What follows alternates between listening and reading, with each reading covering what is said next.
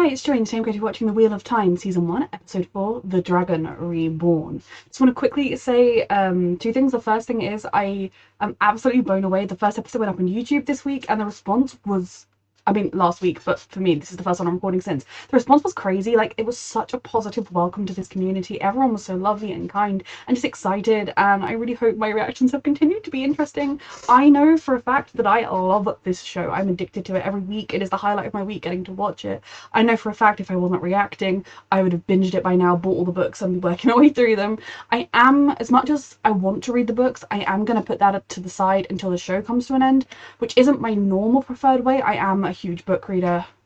That is normally, I would read the books first. Like when Game of Thrones came out, during the first season I ordered the books and I read them all. I mean, I didn't read them all during the first season, those are very long books, but you know, I read them, so by season 2's time I had read the books. But because I'm reacting, I'm gonna keep this fresh, keep this being my first experience, because I think then it's still rewarding to go back and read the books, and there's so much more in books often, so I'm excited.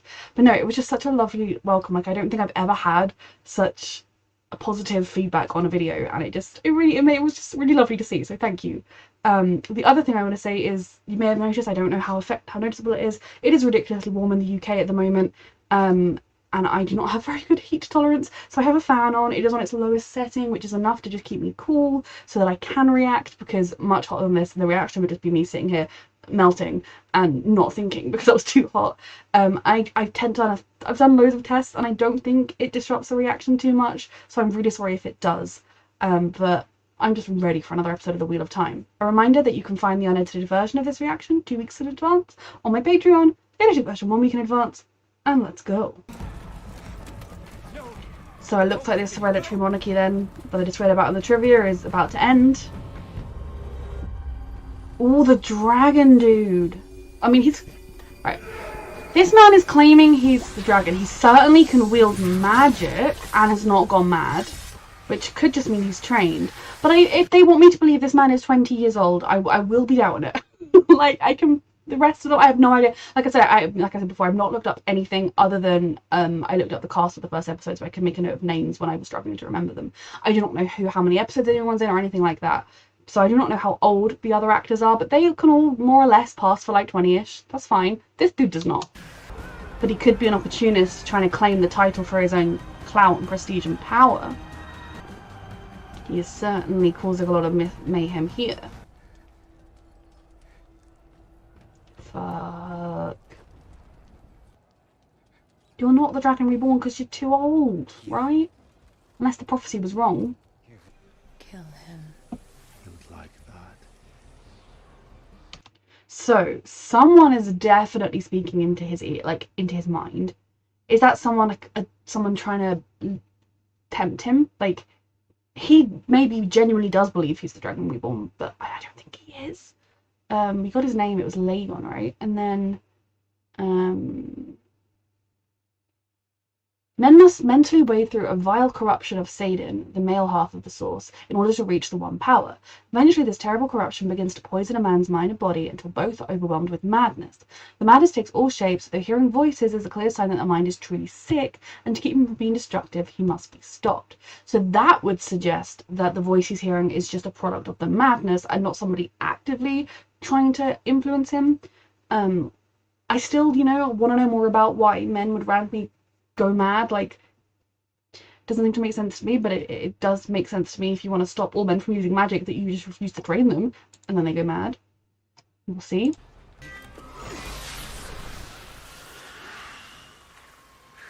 He tried.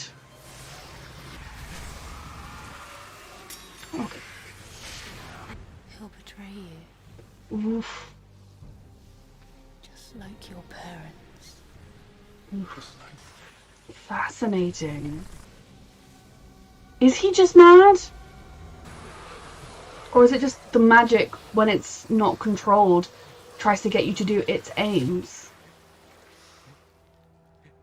Oh, he's here to save the world, so he's... There's a place for anyone at my side. What about all the people that are dying down below? Even mine, but I plan to bind it. Bind it. Interesting choice of words. He didn't say save it, he said bind it. So, like, bind it under his control. I mean, this man could well be the dragon, but he just is too old. And I need Moraine to make sense of all this for me. Only Leandrin, Alana, and I are strong enough to shield him from using the one power. Even then, we have to work in pairs. I suppose they... So, Hear us? again, sorry if I'm just rambling a lot. I like rambling a lot. It would seem to me that they have the usual thing of if they find a man using magic, they'll like just murder him because he's mad and he's lost control. And I have yet to be proved that that is true or not. But with the dragon, if there is even the tiniest chance this random man is the dragon, they want him to hopefully save the world. So therefore, they're not just going to straight kill him. Which at least means that they're not planning on just casually murdering R4 if they ever make it to the White Tower. It's Moraine for you. Selfless to a fault. You say that like it's a bad thing. We can't. He's far too calm in his imprisonment for this to be a concern to him. More problems? Few eyes today to handle them. Maybe if they didn't turn away poor girls. I heard her threaten to fetch you two home, personally. So no one else thinks they should be going out looking for the dragon? It's hard having a conversation with someone who won't say anything. So it's not just with the dragonlings she was like that. I mean, these people seem trustworthy, but I could never trust anybody 100% given the circumstances. Just stay on guard a little bit. But do sleep, Perrin. You need it. Dana said there were dark friends everywhere.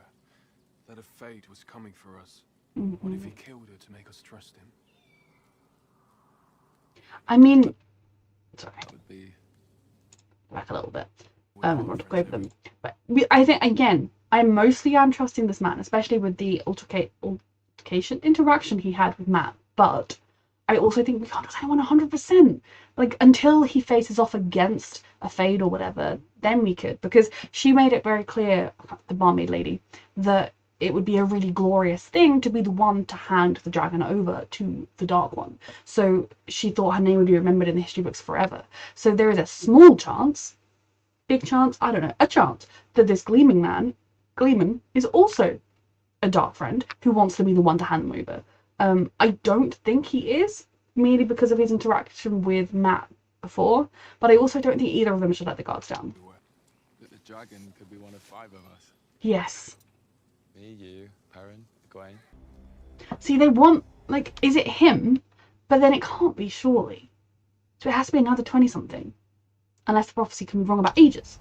Used to it. If this actor is 20, I'm going to feel so guilty. Sitting ready from the Dark One at the last battle. But I never thought I'd see it myself. Yeah, it's a bit different when it's all There happening. have been false dragons before. His strength is more than anything I've ever seen. I am concerned about this because I feel like he's just waiting. But what if the dragon is supposed to be there with us, but we've let the Reds gentle him? Gentle him. Fascinating term.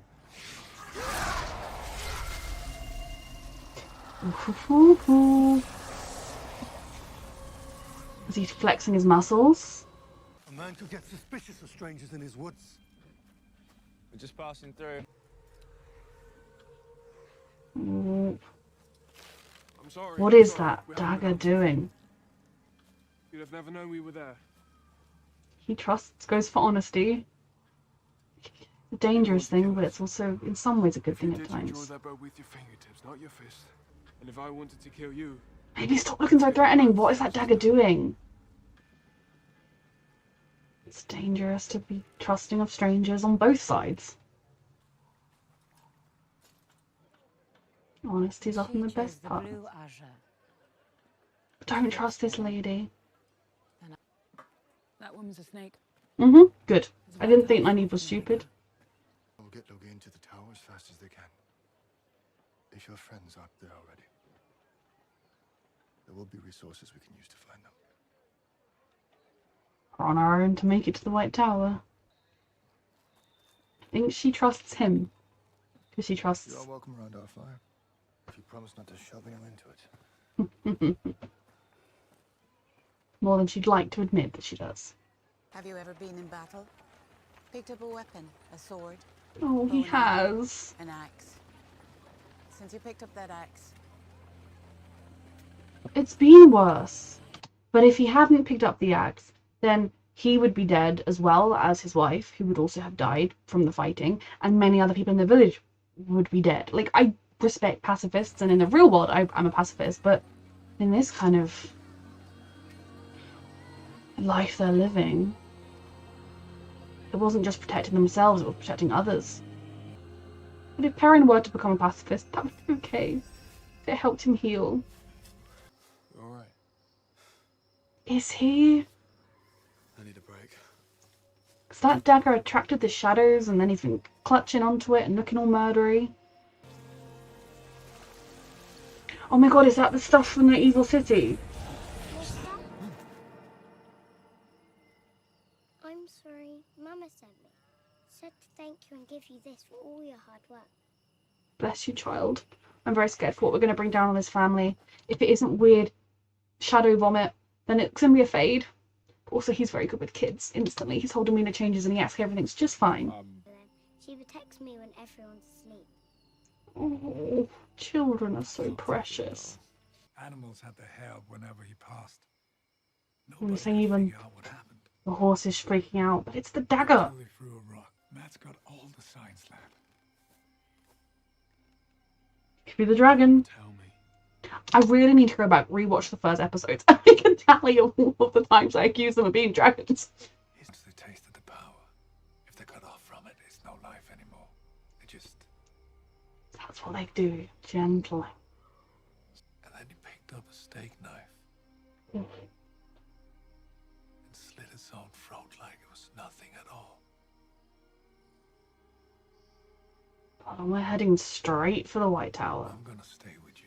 We have to keep Matt away from those women.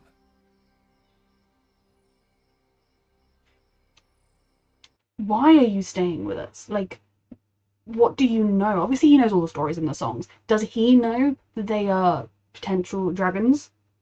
Or is he just like, oh, there's some people on the road in need and, you know, I'll help them out because I'll do a good deed? Like, what is your story? Why are you here? Akin to being castrated and lobotomized at the same time. You know, nothing is more dangerous than a man who knows the past. And the Fae knew where they were and they'll be coming for him. It is they who serve the world. It's how it should be, but I do think some of them do it for power and corruption. He is 10 years too old, at least. Mm-hmm. 20 years we hunted, and we lost them. I lost them. Your losses are mine, and mine yours. You did your best. It was sort of events out of control. At least two of them are having a vaguely nice time. I mean, dealing with a lot of traumas and stuff, but you know, she's having a good dance. Those who renounce violence usually know it's evil, only too well. Some things you can't run away from. You didn't mean any of it. I sat with her body for hours, just staring. It takes a lot of courage to live through something like that and trying to not work up the courage to grab it and go for vengeance, but instead to continue to walk away from violence. to forge a better world for her then, where she can enjoy the life she should have had with me. So sad. I feel like he's gonna take a lot on board from this. We leave the wagons when we turn 20. They live in the world for a while. See Is he the fifth? Because if he's gonna turn 20 soon, what we were born from, set sail. or is he older and he's come back already? I'm here. You know that, right? No matter what happens, I'm here. Talk to him. Oh, good old dreams. I love these dreams. It's all right. I got you. I got you. What does this man know of what these boys are going through? Oh. Oh my god. Oh, is that from the stuff he sicked up, or did he do it? I see you. Oh, fuck. So the Fade killed them, right? Matt didn't kill anyone. He just sensed the Fade because of the dagger, right? Fucking hell. Okay, see, I believe the Gleeman is not evil. Because if the Gleeman man was trying to take them, he'd be like, ha, brought them to you, Mr. Fade. Give me my reward now, so we can trust them. Fades travel via shadows. It is unknown how far one can move, or if the shadows must be in the same area, or if shadows could be far apart. This ability makes them a deadly opponent, even more unpredictable and hard to kill. So the question is now, did Matt kill the family, and then the Shade came, or did the Shade kill the family and Matt sensed it? I have to believe it was the second. I also think the potential is for the dagger to, like, possess him. Oops, sorry. He doesn't have the dagger anymore.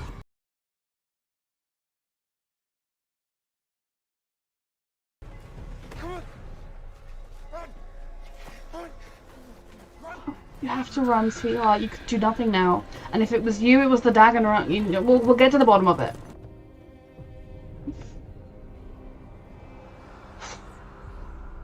Yep. I did worry they were not going to bring anything good to this sweet family. The question still is, did Matt do anything? I think the dagger was controlling him somehow. He doesn't seem to have it anymore, right? We have hundreds of miles yet to the White Tower. You really think we can keep this up? I don't think The whole way? her desire to neutralize his threat is that crazy. I don't necessarily agree with it. I don't particularly agree with gentling at all from what I've heard of it, though if it is that or they become murderous rampage people, I suppose there's no other way.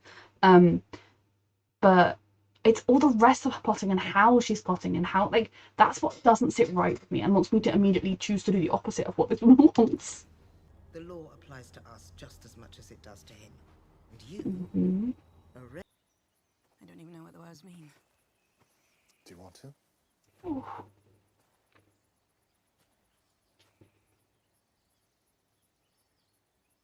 She's gonna tell the last thing her parents said to her. A little piece of her parents just given back to her.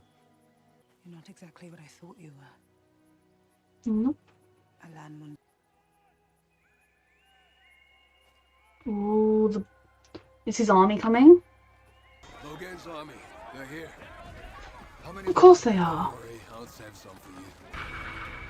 Holy shit. I love that he immediately put her behind him. He's a born protector. No army can get past 7 full sisters.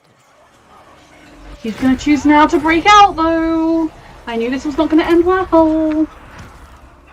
I don't believe this man is the dragon. I think he could even be an agent of the darkness, maybe without knowing. The king is like the most loyal soldier now. I do love seeing how the Aes Sedai and their warders fight side by side. Where's Moraine? He was waiting for his moment. Oh lord. You're not the dragon, but you're still a very frightening force. Oh, Moraine. It's a pinprick of candlelight against the raging sun that will be the dragon reborn. Well done, Moraine. I don't think this is gonna. I'm still scared this man's gonna escape. But are we gonna just casually like deal with him and he's just kind of proof of concept of how they deal with dragons and people? Oh god. Oh my god.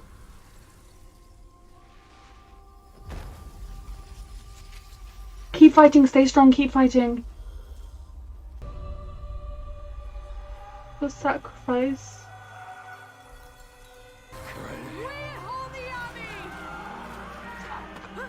These people are very brave. I think there are corrupt, not good ones within them, but on the whole, they are very, very brave.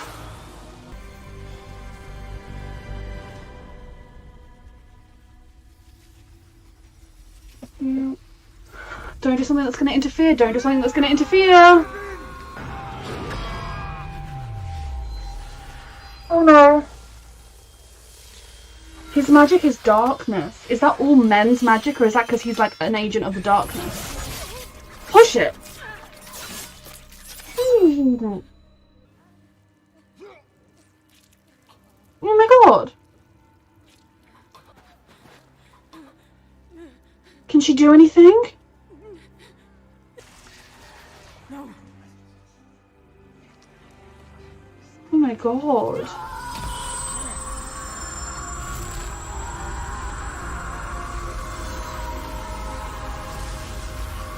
Is she the dragon? Fuck. Is she the dragon, or is she just a powerful user? Yep. Fuck. Oof.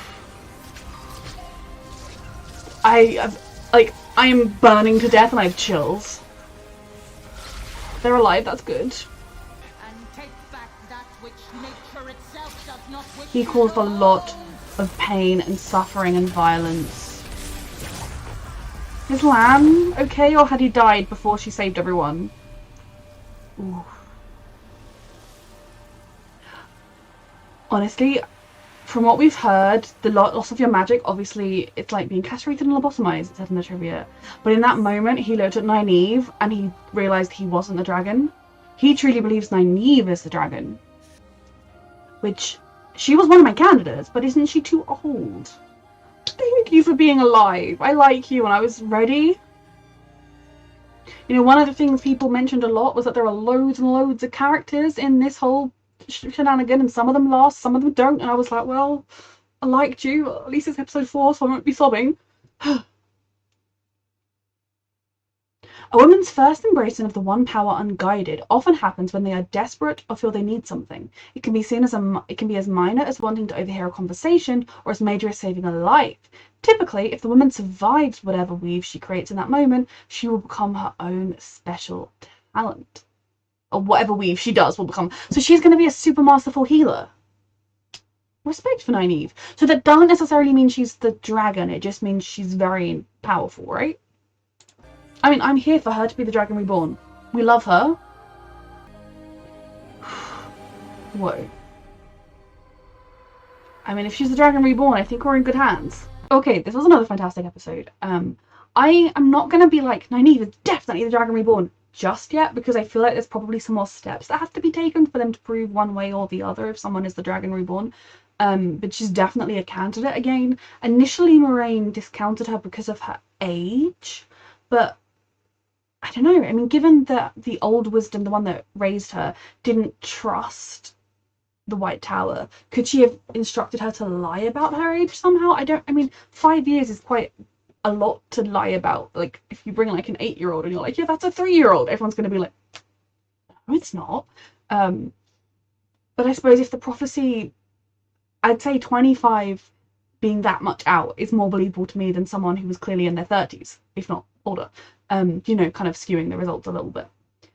Regardless, Nynaeve has proven that not only can she hear the wind, that she's proven that that is a sign of having power, and that she is very powerful. I think regardless of this, her life will never be the same. Whether, I mean, none of their lives are ever going to be the same, let's face it. Whether she's the Dragon Reborn, now, if she's the Dragon Reborn, I'm almost like, problem solved. No, obviously not, but you know, like, she's such a good person that I'm like, yeah, we're set. And like, she's that little touch older, more experienced than the other 4, so I'm like, oh, we're all set. No, but definitely she's gonna have, they're gonna pay a lot more attention to her now than they were when she was just a traveling companion they wanted to get to know more about Moraine from, and sort of like trying to investigate what Moraine had been up to. So Nynaeve was already a character I loved, but she's definitely, I'm just so excited to see what all these character stories are going to go. I really like, I was temporarily mildly concerned that she was going to believe Red Lady. Oh, her name was like, no, his name was Logain. Her name was something. I'm sorry, brain fog, like I said. If she sticks around for multiple episodes, I will write her down as well. But when they initially had that conversation, I was mildly concerned that she was going to be like, oh, I don't trust Moraine, so I'm going to like get whatever info and I'm going to believe what this woman says. But I love that she just used her to get all the information she could. She learned a lot more, it would seem, about the Aes Sedai. We also did as an audience, about the fact that you have the reds, the blues, and the greens. And my understanding of this is the reds are the ones that hunt down people that are misusing the power, like all men who were using it, and I guess any women who were misusing it. And then that is kind of like their call, which is why we first saw them at the beginning of the season. They were hunting down a man who'd been using it.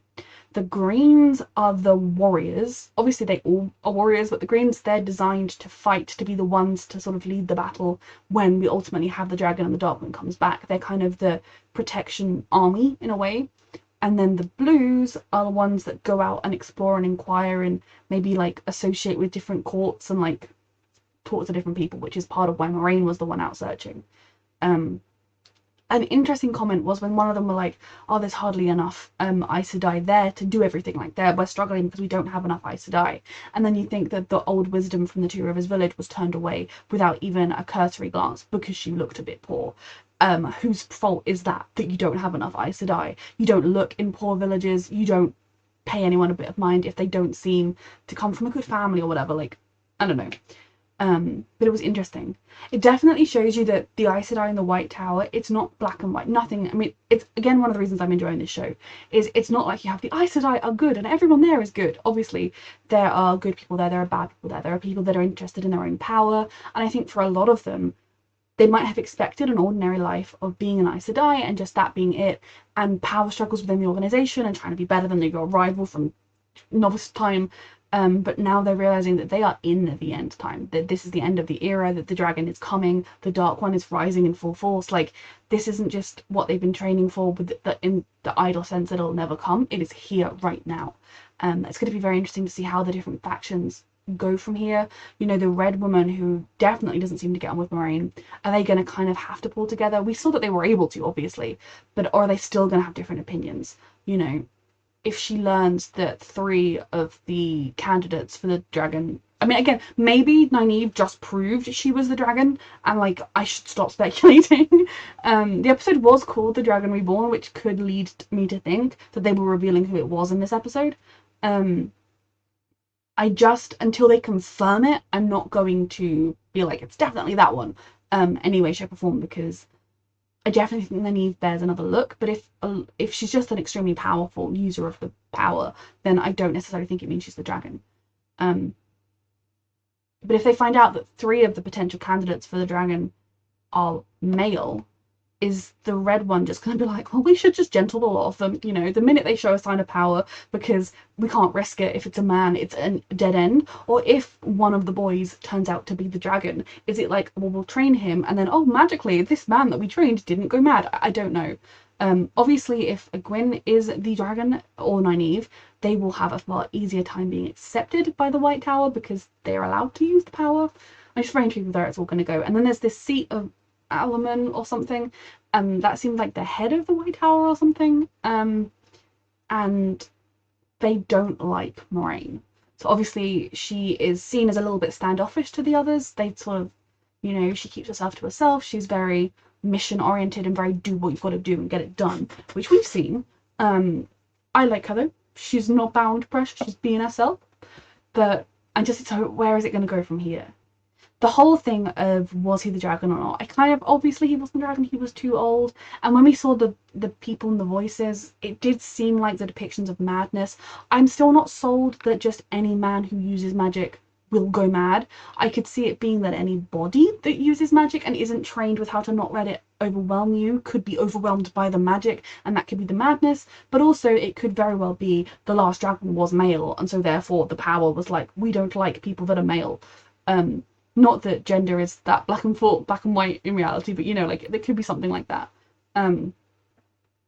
If you're trans in this world, are you like, I'm a trans woman, I can use magic. Damn it, I'm a trans man, I'm not allowed anymore. Like, how does it work? But no. So we learned a lot of insights really about the structure of the Aes Sedai, about the different power dynamics, and about who Moraine is. Because kind of when we've seen her, she's just this mysterious, mythical, amazing woman who just strolled into town, used her magics, dragged these 4 kids away, and like seemed to know everything. And then we just see her as a piece of the puzzle, a very, very important piece of the puzzle, and respected in some ways, very respected even when some of them are like look down on her because she's different or doesn't do things the way they want to do it because they're different factions. So it was very interesting, and to see even more the bond between the Warders and the Aes Sedai. It reminds me a little bit of like the concept of like parasite bonds and other shows that well, there are other things like it, but it's very, very interesting. And like, how is that warder going to cope now that he's lost his Aes Sedai? Will he kind of become a shell of himself, or will he keep fighting? Will he be bonded to somebody else? How does it work?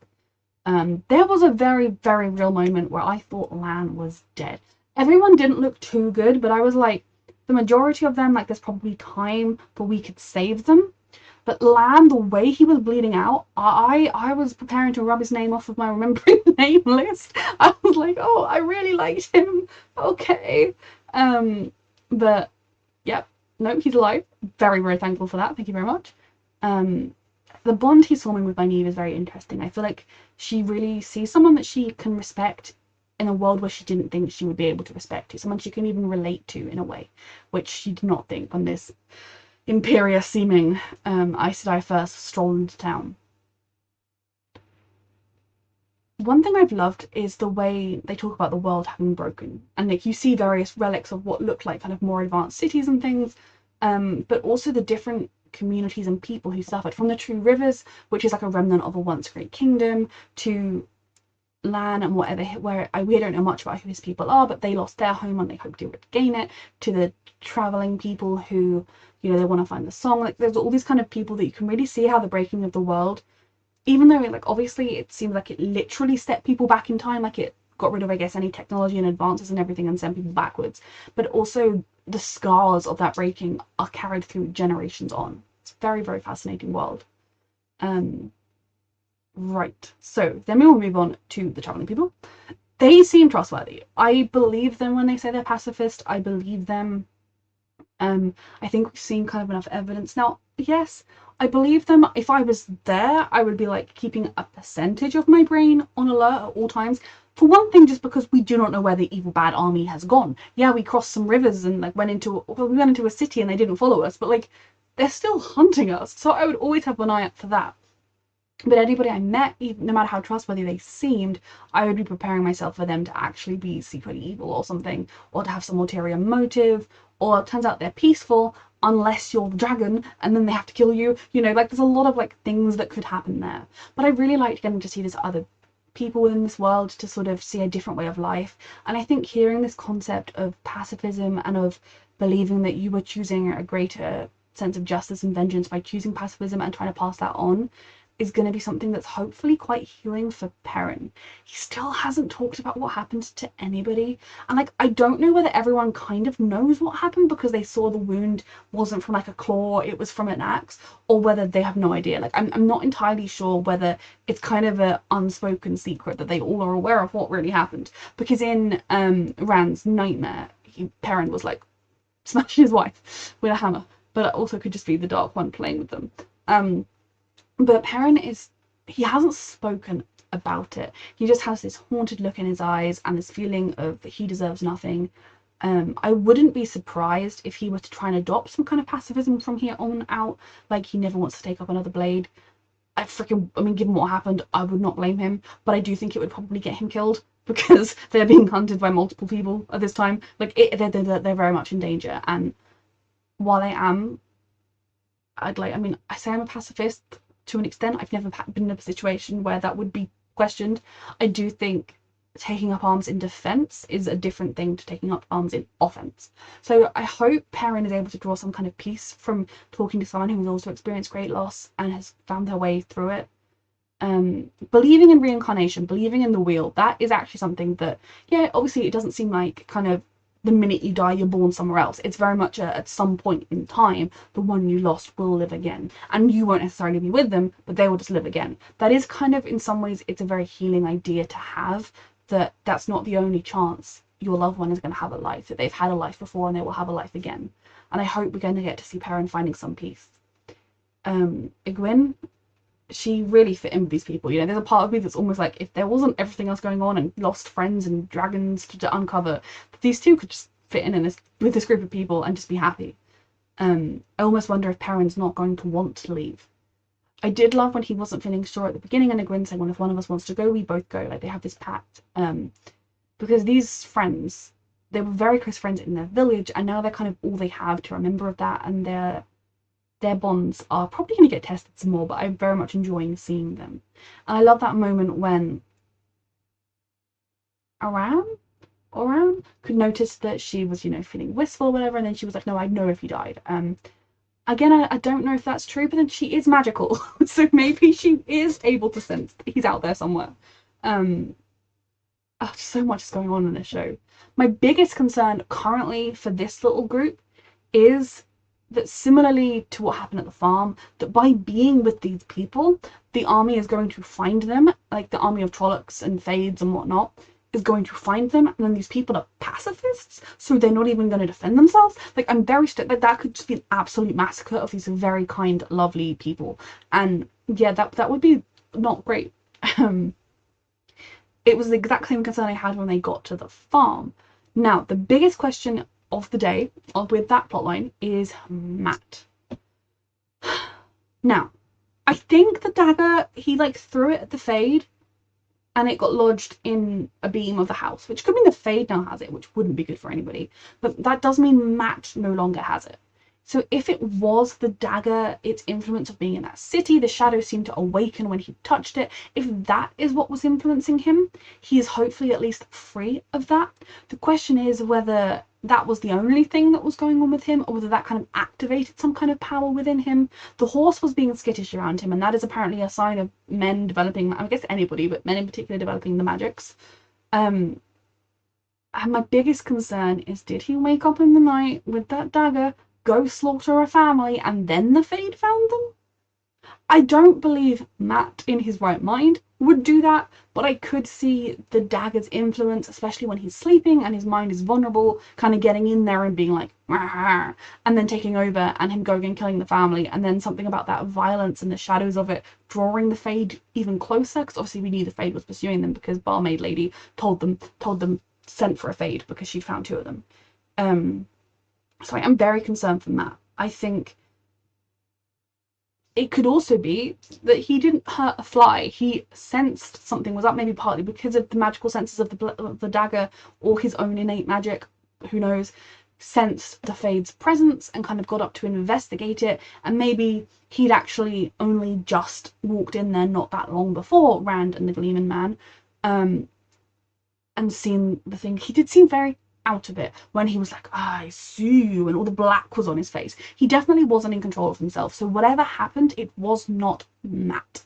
Now if we learn more about it and it's like, actually the dagger just makes you more yourself, I'm gonna be like, but I think the Matt we have seen, when he is truly himself, he seems sweet, he seems kind, he seems troubled, sure, but he cares for children and his friends, and I don't think there's any question that any of our characters, our 5 village peeps, would just casually murder a family. I don't know whether I'm meant to think, oh, the Fade was there, obviously the Fade killed them. My concern when they stayed the night was that the Fade would kill the family. I did not think Matt would. What was a concern for me was when he vomited up the shadowy stuff from the city. I'm like, we don't want that to spread anywhere else. I am very concerned about what's going on with him, and he did seem to come back to himself in time to see the little girl dead, which seemed like once he was away from the dagger, he came back to himself and realised the girl was dead. And I don't know what he remembers of what happened, but he's definitely going through it. And Rand has not only just had another delightful nightmare, courtesy of the Dark One, also has heard what the Gleeman Man said about how his nephew went mad and the magic and everything, and so he's definitely going to be looking very questioningly at Matt from here onwards, but they're still just protecting each other and just getting out of there. I have decided we trust the Gleaming Man. I don't know what he knows. Like, he's not referred to either of them as the dragon. He's not mentioned the dragon. He did in his song, when they were there, but he hasn't mentioned anything to do with it. Like, he hasn't accused them of anything, he hasn't brought it up. When he was talking about being concerned that Matt had magic and knowing that they were trying to get to the White Tower and saying, well, you've got to keep Matt away from those women because, like, I actually don't know if he just knows they're going east. I don't know if he knows they're going to the White Tower. But, you know, he wants to protect them. I could believe that it's just he is a man, he travels around, he's seen these two kids, they seem like decent enough dudes. He kind of bonded with Matt over his dead friend. Like, a lot there, that maybe he's just trying to do the right thing and look out for these two kind of naive little bumpkins on the road. But he could also be aware of, because he knows all the histories and knows all the stories, he could be aware and have suspicions of who they really are, especially if someone's calling a Faden as a dark friend. I feel like he has to kind of know. So it's just very interesting. But the fact that when the Fade showed up, he didn't go, here you are, my lord, fetched them for you, which is what I think the lady in the last episode would have done, definitely leads me to believe that he is not a dark friend, so we can tick that one off the list. He may have some other sinister plans in mind, who knows, but on the whole, I'm trusting him. He could also be dead, because he did stay behind to battle the Fade, while the boys rode off into the distance. We may never see that man again, but, you know, if we don't, I trusted you at the end there, sir. So yeah, they are in a real pickle. Like, as things stand, Perrin has obviously he suffered the most in the battle when they left their homes, because, you know, the whole incident with his wife. But Perrin and Egwene, oh, I have a freaking name, I can't ever pronounce it, I'm so sorry. Egwene are doing the best. Like, they're kind of having a little bit of time to rest, to heal. They're with people that they can feel mostly safe around again. I do think potentially when the boys were with just riding around with the Gleaming Man, they maybe felt a little bit of that, but the altercation they had with the barmaid and her being a dark friend and her summoning a Fade, I feel like they've been a lot more on edge, and then this has happened again. I think Matt was definitely probably feeling like he knows he touched that dagger and then the shadows shadowed, so I do worry that he's like, he hasn't mentioned, oh, by the way, I think I'm the reason we're all split up. Again, I don't fully blame him. Stupid, and I'm like not pleased with him for picking it up, but I'm stressed. I'm stressed in general about everyone, and I want answers, and I'm loving this show, and I love these characters already, and I'm just so excited for more. So I hope you enjoyed this reaction. Thank you so much for watching.